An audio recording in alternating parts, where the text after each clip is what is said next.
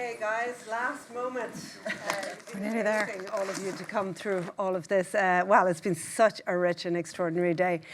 I'm not going to reintroduce everybody, but I am going to introduce some faces that you might not have seen yet today on this incredible panel, and I'm so grateful to everybody who's participating here in the panel. And this plenary, or this wrap-up kind of session that we're having, we really would love to hear from you as the audience who've took us through this incredible set of presentations, and indeed this tricky term that makes many people nervous, self-determination. It's kind of precisely why we set up this research conference, to kind of allow ourselves the time to grapple with the histories, the historiographies, the tension around certain very fixed and overdetermined ideas of set ideas around this particular history, and a term that means quite a lot in an accepted way, but actually could mean quite a lot else if we opened it up. But before I do that, I want to welcome to the stage many people who have not been seen before, as I said today.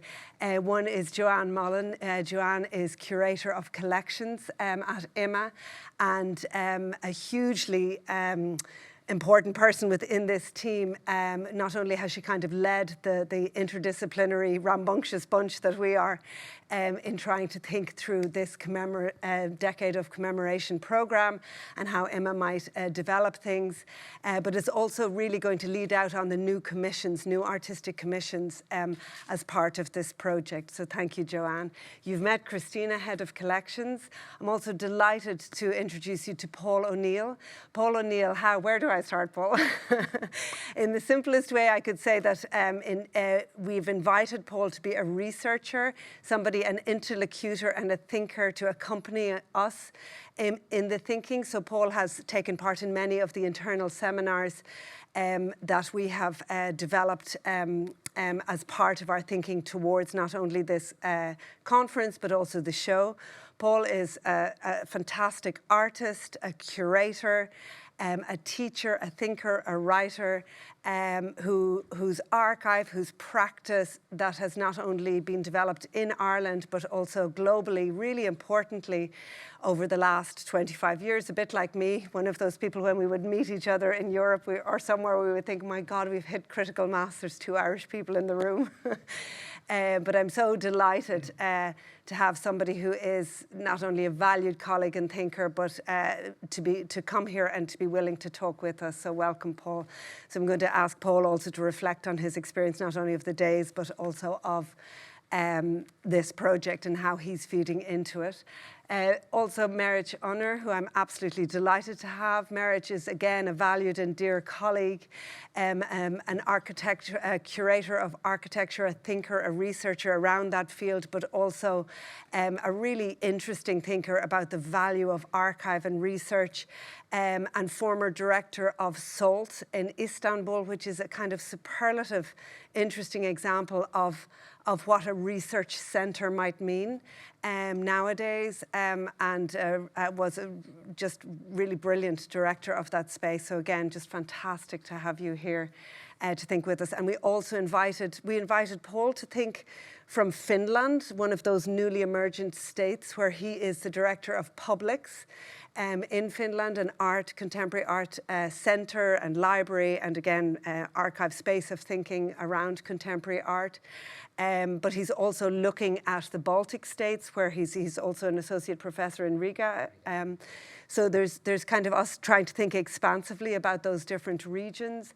And Meriç obviously is thinking from Turkey and responding to our ideas and responding to these terms, from the perspective within the region, which is really useful and really invigorating for us as well.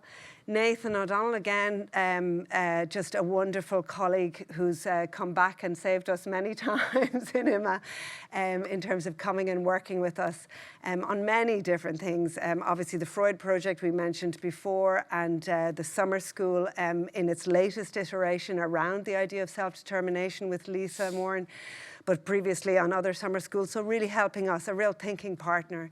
And we're so grateful to have him. He's also working very closely with Seán on imagining the curation of this exhibition this exhibition to be that will happen in the fall of next year.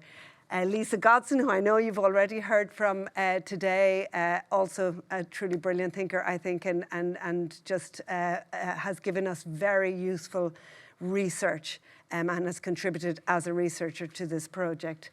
Seán Kissane, who's also, of course also ably chaired today and is heading up very bravely we're kind of trying to do as we think. We're trying to curate as we think. We're trying to set the museum as a space of performative but also open research in the most collaborative way possible as we make the exhibition.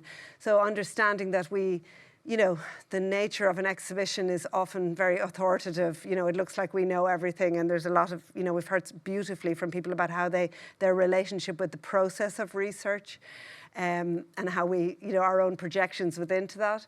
But we're trying to share that journey, which is not an easy thing. And Seán is trying to kind of, corral all of that thinking and all of the kind of interjections and comments and objections into the form of an exhibition as we're going along. And so Seán is actually going to kick off now presenting a little bit where we are. Before, it must be said today, before this weekend these 4 days of thinking together. And so, of course, there's lots of learnings that we're going to take away with us as we develop the exhibition. But I think Seán's going to try and present a little bit how we're beginning to narrow down onto certain thematics, certain things that we're seeing as recurring as we've started and set out on our research. So I'll hand over to Seán. Thank you, Annie. Do we have the last PowerPoint to come up? Great. So I guess it's important just to stress that this is based already on a year of research and discussions with Meriç and Paul and Nathan and Christina and everyone here. And the huge challenge has been, as Annie said, to try and corral all of these very, very conflicting ideas into objects. But of course, an object is only ever going to tell a very, very partial story.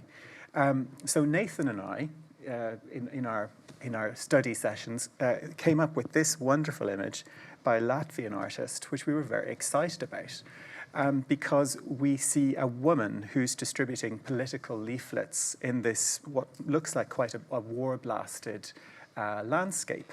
So we loved this as a lead image because it expresses a notion of gender, of leafleting, of a mosquito press, of something that's very easy and democratic. Until we sat down with our colleagues in Latvia, in the Latvian Museum of Art, and they said, no, you're wrong. The context is wrong.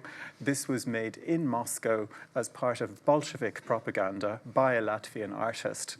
Delete that from your selection.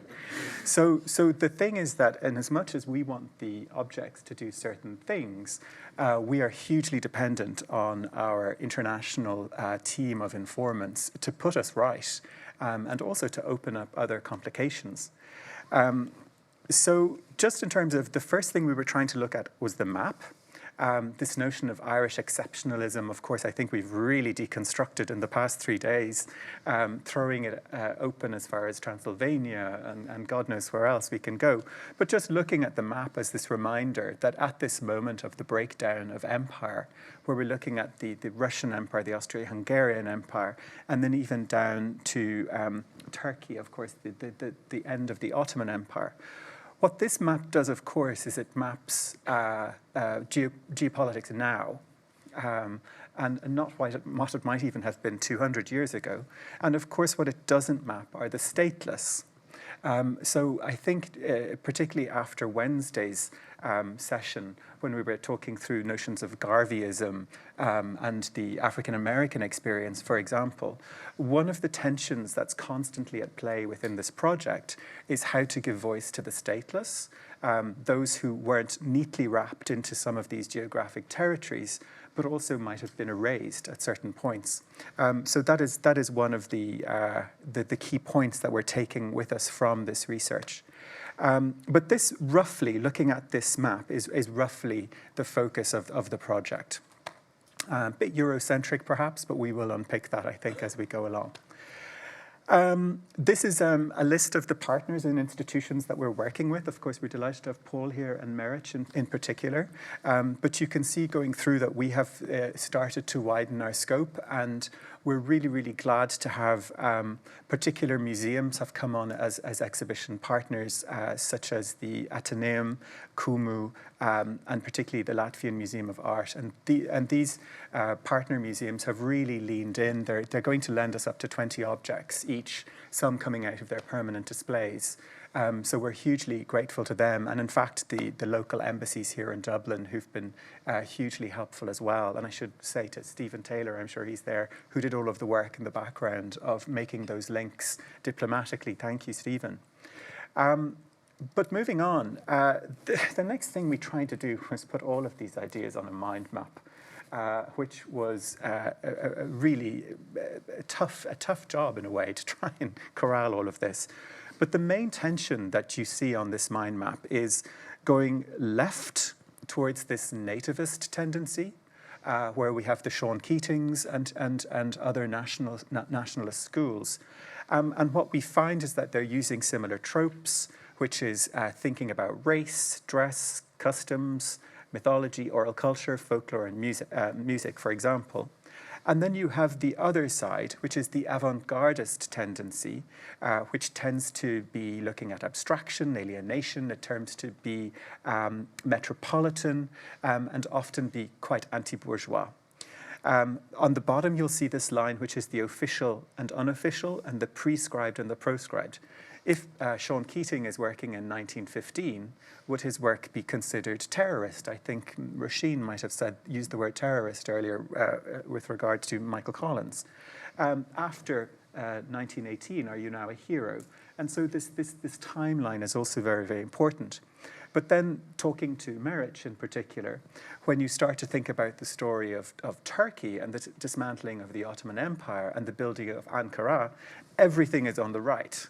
They are not using these tendencies necessarily of going towards the nativist culture maybe until the 30s when you have later movements. So even this notion of this constant tension doesn't always play out neatly within each country. So, for example, inventing tradition, we've talked about this. This is possibly the simplest, most easily digestible of the notions that we've come up with so far. An example of Seán Keating from the Hugh Lane, where we have exactly these things being mapped out. The national dress, architecture, mythology, and so on in a single work. Whereas the other tendency might be this, where you have this notion of standardizing of language, standardizing of graphic design and so on, which would be another very strong tendency. So these are the methods that we have identified that artists are using at this time. And then through all of that, what we're trying to do is bring all of this into a grouping of subject headings, where we are going to bring, for example, this is an image of Ardna Crusha, the notion of natural resources being exploited for energy being something that is used for self-sufficiency, being part of self-determination. So we're going to bring examples of these works from different countries together in certain areas. And as Annie said, Johanne is very much looking at contemporary works and commissions which respond to these themes as well. So I guess in terms of this, to wrap up my introduction, what this plenary session might be, instead of looking back, what we would hope is that you, as people here today, would help us conceive of how to go forward into this next phase. The show will open in phases over half of the footprint of the museum, October and November next year. Thank you, Seán. Thanks, that's great. I think perhaps I'll just ask maybe Paul to jump in with some reflections on, it can be really reflections either on the last few days or really your role in the process. Okay, well, first of all, thanks for the very generous introduction. And I also want to specifically thank Johanne, who's in a way being kind of a dialogical partner along the way in terms of looking after me and my family and so forth the last year. But so I want to thank you publicly for that. In a way, it's like very, very. I'm just looking at the clock and it's like 23 minutes and 36 seconds, and we've just had like an extensive 3 days. And obviously, I've been involved in this project for a year now. And in a way, I'm also like just looking at this information that Seán has just shared, which also is a bit of a head fuck as well, because it's also like mapping out in a way. Or trying to clarify or redraw a kind of a cartography of research that I'm kind of like both familiar and unfamiliar with. And in a way, I think my position within this research has been very much this double role, but being both insider and outsider. I live in Finland. Of course, I'm Irish. They are perhaps the two reasons why two of the many reasons why I hope that I've been invited to take part in this project. I don't have a very deep reading or understanding of the history of Finland, nor do I have a deep reading of the understanding of the history of the Baltics. But having spent a lot of very intense time trying to read the material culture of those histories, I feel like I have some sort of grasp of what was going on in the interwar period, and I'm kind of grateful for that. But I also feel like that I'm also kind of very much in the position of the curator, or standing on the position of the curator, and I'm very invested in that. And in a way, the last 3 days, and also the mapping of the research, tries to kind of, in a way, give sense to something that in a way is very unknown. And I think there's a kind of like a lack of certainty within this project that I really liked at the beginning, and I just hope that the project doesn't lose this desire to find things and to rethink or reimagine the kind of future present or the present future. In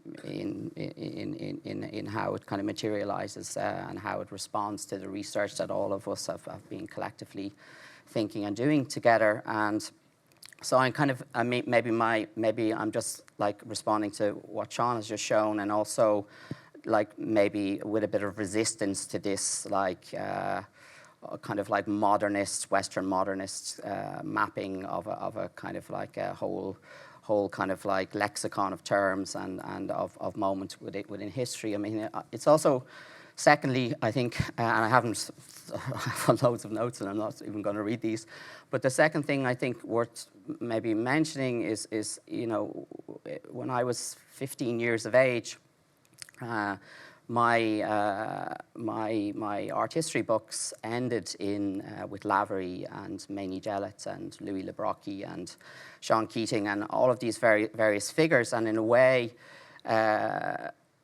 they kind of represented to me a kind of particular moment that now rereading this moment kind of is very different. And I situate like this period of like this interwar period has been very much the kind of first phase of institutional critique. Like many other art historians will struggle with me and fight and contest this with me. But to me, like the Dadists, the Russian constructivists, the kind of like proletariat theatres, even people like Tadeusz the Cantor's a little bit later on, Theatre of the Dead, but also like the Dadists, Surrealists, Duchamp and so forth. These to me were the first generation of institutional critique that precede the kind of Americanization, if you like, or the Western, kind of like mapping and situating it within a somewhat later period within the Burens and the Broiders and so forth. So so I have this kind of like I can see these, like imagine like Seán Keating kind of in converse and Lavery in conversation with like Duchamp and Tadeusz Cantor and other people of that period, and I see I see bar fights, and I see lack of permission. I also see like a lot of issues in particular around gender and around queering querying space and also around like different kind of imaginaries and different kind of political significance at that particular moment. So I think that this is also a very, in a way, I hope that the project will provide some sort of like disruptions to this kind of like dialogue between two different, and these are official histories. I mean, this is official Irish history we've heard the last like 3 days, situating in relation to other official histories, even though the incredible work that all of the speakers have done over in terms of the specificity of their research and being able to articulate that in something which is digestible, understandable, accessible is incredible. But at the same time, you know, we all also have to kind of think about this in relation to the kind of critical distancing that people like Jemison and Sontag and others like call for. Is like when you're inside something, like, have you actually created an exit strategy? What is the exit strategy? How do you get outside yourself in order to look again at what you know differently? And I think, like, you know, Lisa also kind of picked up on this in terms of thinking about the internalization or the externalization of internal or external self-determination. I think you said something like this.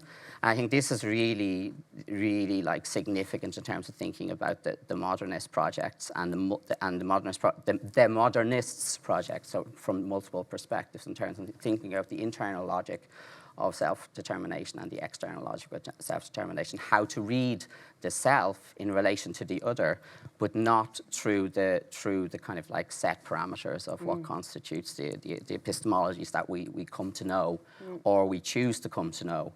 And what I also, the last thing I will say, I think I've taken 5 minutes, is this question of usefulness. Which Lisa picked up on, but it's also something that I always ask myself. It's the first thing I ask myself in any project, is like, can I be useful in this particular context? And when Annie invited me to be involved in this, I said, well, I think I can be useful. I probably have enough of a distance from the question of Irishness, and then I also have an investment in some of the contemporary artists who I think are doing incredible archival research, but also digging more deeply, like Yasmina, who we've worked together over the years, but many other artists who I think contemporaneously are really trying to think about rethinking the canon, rethinking the usefulness of art. And then I'll just end with like this idea of the one-to-one mapping, which I know Tanya Bergera and others have been riffing off in the last while, particularly in relation to Documenta, and the question of like the one-to-one scale map. So Stephen Wright wrote this particular text about usefulness, around where Lewis Carroll has written a short text, and the short text, within the short text, there's the most useful map in the world is a map which is on the scale of the world itself. So we read the world not through the map of it, because that casts shadows over the world, but we read the world through the world itself. And this is the only useful map that we have in terms of thinking about the present future. And I think that that's what we need to think about, the contemporary moment, and why self-determination now. There's a war on the border of Finland, Ukraine, Latvia, Lithuania, everywhere else. Has been affected by that, and there's a war in terms of like Western civilization and its future, and also the effects on the planet and so forth.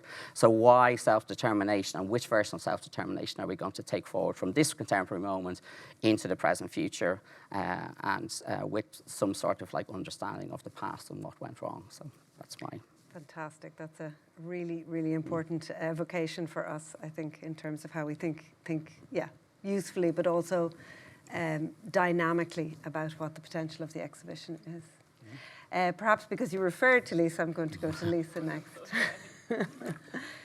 Thanks, Annie, and thanks. Like Paul, I've been involved in this project for about a year and have been contributing to the research. And when I there's been these internal seminars, and when I was doing my one, as well as kind of all this Irish stuff, I started off with kind of excavating the etymology of self-determination. I've recently got access to the full Oxford Dictionary, so I'm completely nerding out on that. And it's really interesting to see how much it really does tie into modernity and from the 17th century onwards, and early uses of the term. And I suppose I kind of want to express a wish or a hope that self-determination, that we come to understand it in multiple languages, because I suppose we're very fixated on this term. You know, it's a verbal term, and yet, you know, what does it mean elsewhere, or what is the equivalent? And maybe in trying to discover that, we might find kind of more interesting, more generative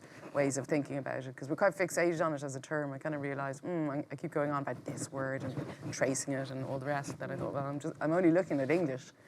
So I suppose that's just one thing which just kind of struck me as I was doing my n-grams and all that last night. And I think that's important. I think another thing that is a bit funny is, you know, we might complain about things being over-determined. You know, we'll often kind of hear it in, you know, student crits or whatever, you know, it's being over-determined or a little bit too hermetic or whatever. And I suppose self-determination, are we presenting it as this positive value and, of course, inherently liberatory or whatever, and we're making these equivalences sometimes between, well, self-determination or decolonization, same thing, and it's not.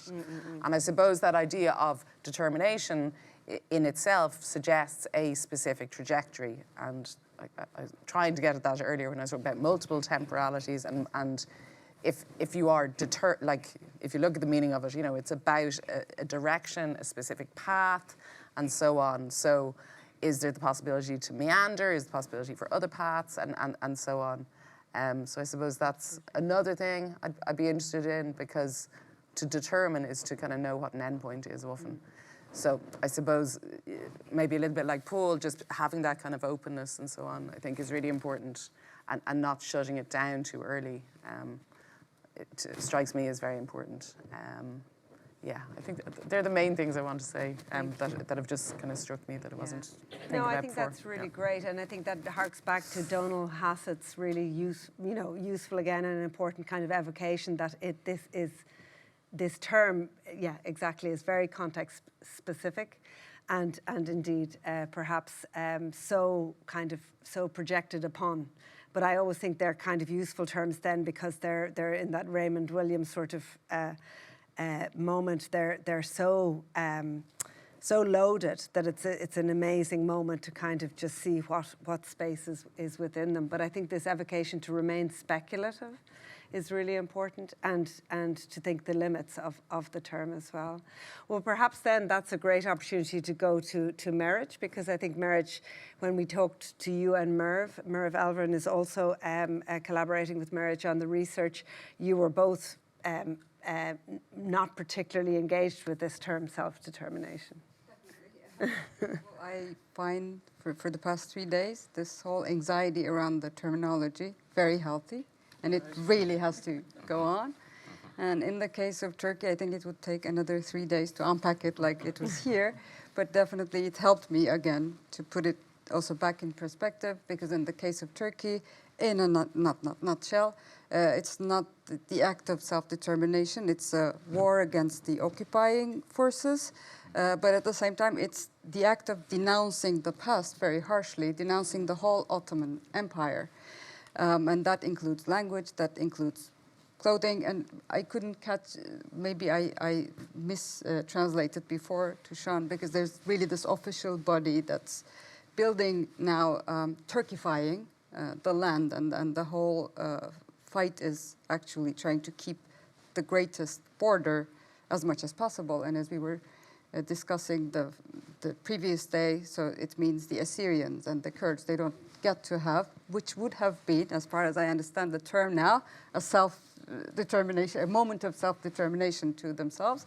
So it's totally different. So what we, Merve and I, have been trying to do is more like a research and support mission, in a sense, because we wouldn't be able to speak from this terminology at all. Which still, I mean, from a lot of examples in the past 2 days, and Yasmina repeated the example of the Concrete Utopia, the exhibition in MoMA. We had, I'll just cut in 2 minutes, talk about a project.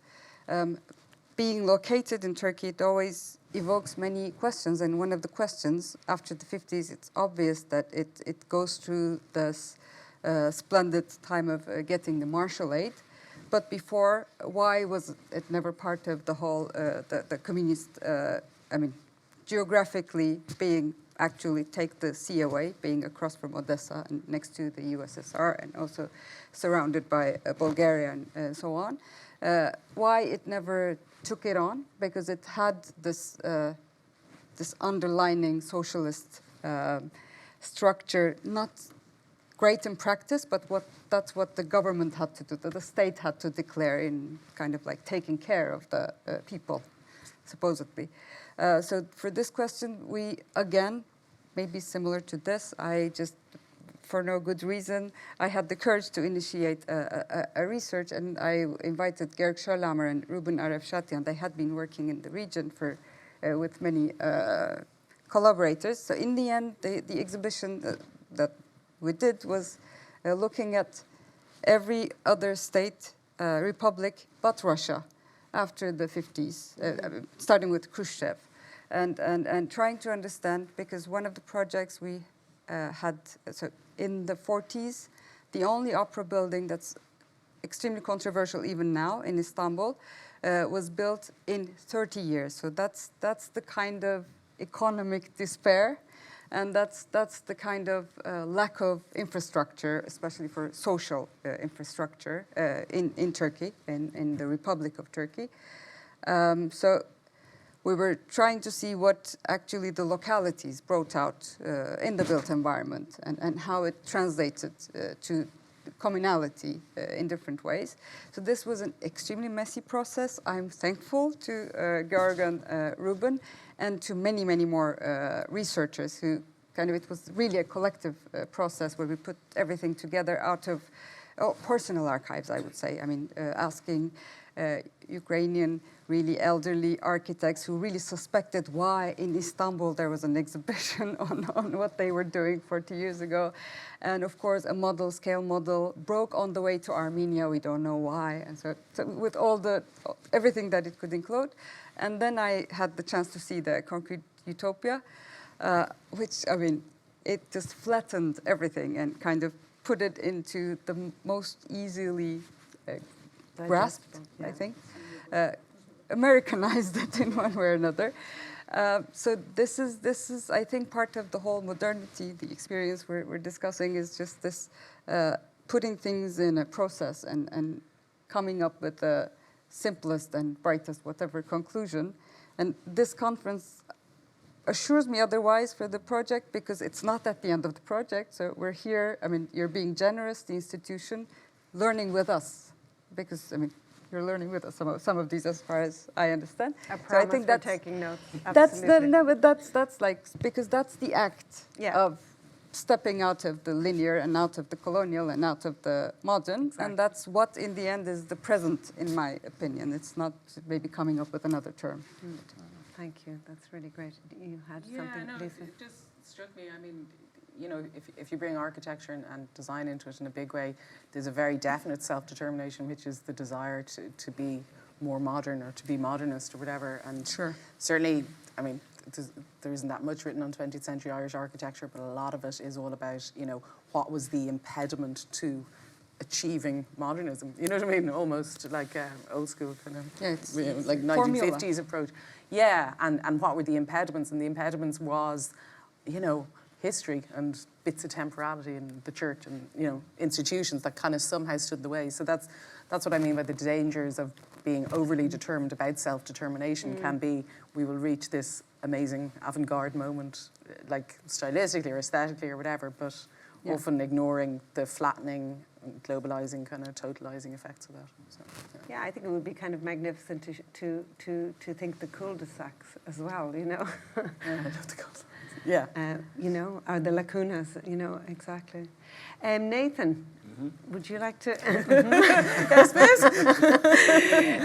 Any thoughts? Yeah, so I mean, I think that this consultative model that you're kind of speaking about is something that seems really characteristic of how we're approaching here, and even being able to do a conference like this and to bring these different sort of perspectives to bear at this point in the process rather than during the at the end, really it allows us to retain that sense of complexity while we're going through a process that can I suppose, tend toward maybe kind of conservative decisions are the first decisions. But I mean, what we're finding, you mentioned the sort of inside-outside relationship. What we're finding is that the consultation with experts elsewhere, with you, Meriç, as well, in particular, I mean, we're presenting works that we're looking at, and you're able to sort of complicate that and say, you know, no.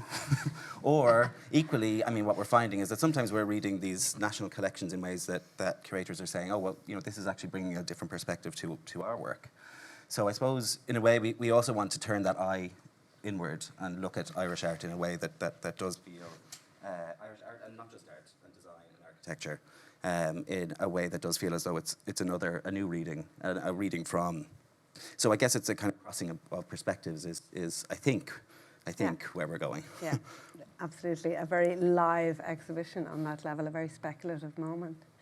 Christina, do you have any reflections for us? I suppose what I've just some thoughts about what underlies, you know, all of what we're doing really is this constant kind of tension between the personal and the public, you know, between the history, I suppose, of our public infrastructures in Irish and other national contexts, and the position then for the private, the personal, the individual within all of that, and individual stories within that. You know, when you talk about not so much cul-de-sacs maybe, but the personal narratives that sit there within the archives as well, and to what extent or to, you know, what proportion of those do you draw out and situate as being part of the national narrative, let's say, or without over-defining something, but just opening up, you know, how do you select one story or account or collective account over another? And I suppose as well, I'm just thinking how it seems to have been, you know, a story of a drive towards self-sufficiency in Ireland, maybe perhaps more than determination, if one were to kind of analyse it, you know, in terms of to allow us to be neutral during the Second World War, for a start, you know, to be the emergency, okay, it was called, but it was actually trying to be in this position where we didn't have to depend on our neighbours. For the first time, we weren't part of the seat of a colonial source of soldiers, you know, to be sent everywhere in the world to sort of control or fulfill the British Empire's needs. And so the public service and the government that was, you know, was trying to kind of create, I suppose, as much as possible the possibilities for Ireland and Irish people, for once, not being drawn into something that wasn't their conflict necessarily. And it's interesting in what Jasmina said as well, that, you know, you want to think utopic, maybe. I mean, you know, when you're creating new work, but inevitably the dystopic story perhaps tends to come through, because it is always going to be that tension between, how self-determined, you know, what percentage of the population felt were being expressed, or their self-determination was in their own hands. It's a very subjective concept, isn't it? And it's an individual concept to the extent that it affects each of us as individuals. It'll be about, I suppose, percentages or proportions. You know, it isn't one size fits all, obviously, but, you know, what is the greatest size of the population that is best served by, you know, all of these decisions that move forward. So just again, in terms of what was realised, it seems to have found more easy expression, not easy, but, you know, clearer expression through architecture, through industry here, you know, with the Shannon scheme, for instance, and, you know, the development of architecture. There seemed to be more comfort around what those forms might be in a way that there just wasn't around the visual arts. And, of course, censorship was across all of the literary, maybe not so much the theatre, but I guess, too, it must have been to some extent. And, you know, it was a long time before that changed. So that perhaps, you know, and you know, when you think about the church having approved certain types of things, and the way the Eucharistic Congress was lit up like a, you know, you could see it from space. that was because of the, you know, the benefits, I suppose, of the Shannon scheme, that it actually created this opportunity to really stand out in world terms. And the church had no difficulty with that, and nor did they have with stained glass, because there was something kind of spiritual or transcendent about the art of stained glass, which is why someone like E.B. Hone was so accepted. So these are all just kind of, comments, just anecdotally or off the cuff, not really bringing it into anything in particular, but it's just, these are all interesting things. Yeah, no, it's to think lovely about. to hear your observations, absolutely. Yeah. Okay, Thank you. thanks. Johanne. Well, I think it's quite fitting since the flashing light here. My role has been We very won't much eject asking you. people have they got their homework finished from the beginning of the project. I suppose just to thank everybody. It's been really wonderful to have this opportunity over the last few days to just sit and listen. It's maybe a rare opportunity to be away from the office, and so maybe being here at the Lighthouse has worked in terms of being able to switch off a little. But as Annie said, we'll be heading up the artist commissions, and this should be announced in the next couple of weeks. So we're really excited, and how that's is one way that we'll be able to, as Paul was saying, we'll be able to. The artist is always Bring an them to the amazing present. example of how to disrupt and challenge and keep the project Live. alive. So. Yeah. Great. Thank you. Okay. Oh, and we should say that this is day 3 of a 4-day conference. So while everybody has a lot of commitment, it would be great if as many people as possible would be able to join us back at the Royal Hospital at IMMA tomorrow for our last day. So we have Paul will be speaking as well, and Stephen O'Neill has organised to mobilise the spoken word and mobilise the poets session. And then Averta Vow is a performance by Alistair McClelland and Sandra Johnson. So it'll be in the Garden Galleries, and they're very much exploring the architecture of the site. And this project in general has really given us an opportunity to very organically interrogate the site. It's a very colonial building that we inhabit, and we've had it's bringing out a lot of really interesting research, and Sandra and Alistair just have been in the space, spend a lot of time in the space all week, so it's going to be a really interesting day tomorrow as well. Yeah, I think it'll be a great project and our program, and you're super welcome. Okay, thank you all very much. I'm really happy to throw this open to the floor if there's any other observations or comments or questions as we kind of round up and head off for a drink. I can see something right in the middle there, yeah. I was speaking to Declan Long and Francis Halsall when they came back from Documentary this summer, and they made an interesting observation in terms of Francis was saying to me, I didn't really know what the bleep is going on. They were talking about this new art collectives are now a big thing apparently. So, and this is something that's emerged recently. So just to throw it open to the panel, is there anything you've noticed in terms of the particular challenges that are meeting artists in the creative classes in the recent years? Any modes of self-determination that you've seen in art, so to speak, recently? Thank you. Thank you. Well, I mean, I can certainly comment on, I think Documenta is an extraordinary moment. I was really, really glad to have been there because I think it does turn on its head an awful lot of, to overuse the term overdetermined, but it provides incredible challenges to kind of very sedimented ideas of how to receive art. I felt like it was a very rich and highly aesthetic experience, but in a very different way, with a lot of incredibly experienced practices that did not fetishize the art object, but rather understood artistic practice as both communal and political and engaged in many ways. And that requires a totally different infrastructure than necessarily the white cube. Sometimes it's appropriate, sometimes it's not. It's a question of when it's of use. And the intelligence and the maturity of the curators and all of those practices, many of which are kind of collaborative practices that are 20 or 30 years old. So they really have experience in how to manage this type of artistic practice.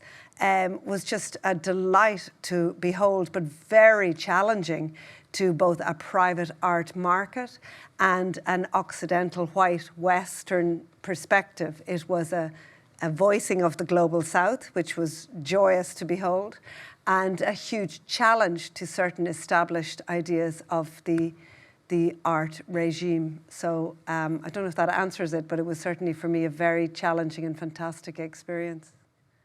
I think it would also be quite problematic to think that curatorial collectives or collective curating is a new thing. I think the whole kind of premise of curatorial practice and the global exhibition in particular is that it's a collective endeavour, and that it ultimately always involves many actors and agencies within the process of its production and display. And I think perhaps the challenge, for one of the many challenges of the recent Documenta, is that it's really not only a reconfiguration of the geopolitical territories on a global level. It's also kind of like a reimagining of the aesthetics field. It's asking you to look differently at the relationship between the discursive and the exhibitionary, and how those two separate fields to talk about something and to look at something are completely entangled within both the experiential and within the kind of political discussions around art's critical potential. But I think this is also maybe, in a way, something that I hope this project doesn't lose, is this question of the global, and looking back at, like, we are in a particular moment where, you know, the global, or the idea of the global, which emerged in the 70s and 80s, is very much a Western Eurocentric concept, but also we are at a moment where the global is no longer a possibility within those constraints. And, you know, the hardening of borders, the kind of like ending of human rights as we know it, the kind of like, you know, kind of the violence, the racialized violence that's happening here, there and everywhere, and all of these things which are closing down the potentiality of the nation state in relation to a network of other nation states, and being kind of like softening their borders and opening up to each other and to each other's ideological and different perspectives. But I think this is also something which I think that the Documenta as a project, not only the recent Documenta, but Documenta as a project, needs to be kind of looked after and taken care of as a global project, not just a Eurocentric German one, and so on. Absolutely. For the first time in these 3 days, we are genuinely getting cut off. I've been threatened with it loads, but now I understand it's going to happen. So what I would love to do is to continue this conversation over drinks. We are going to have drinks outside here, so I wish we could have stayed in here to do it longer, but forces beyond our control and all that. So please join us and let's continue the discussion. I can't thank enough Lisa, Sophie, Stephen O'Neill for just generating an extraordinary 4 days for us, and everybody here for working with us and thinking with us, and all of your presentations. Really, it was an enormous pleasure, and we feel very, very grateful for all you have given. And this incredible production crew, absolutely. Thank you very, very much.